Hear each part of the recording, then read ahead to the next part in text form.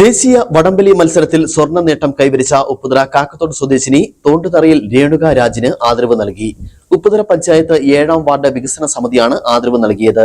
Panchayat vice president Ramani Rupesh രേണുകയുടെ വീട്ടിലെത്തി trophy നൽകി ആദരിച്ചു.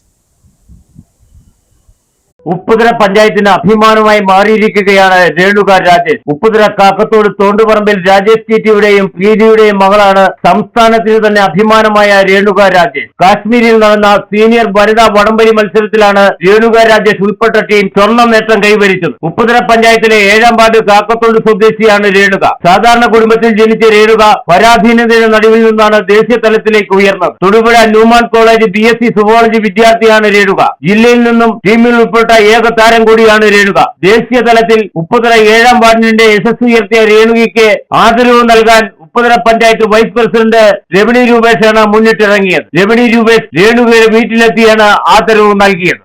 നിന്നും നാഷണൽ അവാർഡ് വടംവലി മത്സരത്തിൽ കരസ്ഥമാക്കിയ എന്റെ സ്വന്തം രേണുക,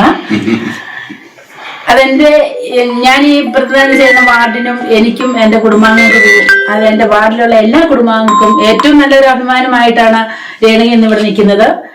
ഇനിയും ഉയരങ്ങളിലേക്ക് എത്തട്ടെ എന്ന് സർവേശ്വരനോട് പ്രാർത്ഥിച്ചുകൊണ്ട് ഞങ്ങളുടെ ഈ വാർഡിന്റെ ഈ ഒരു ആദരവായിട്ട് ഞാൻ സമർപ്പിക്കുന്നു.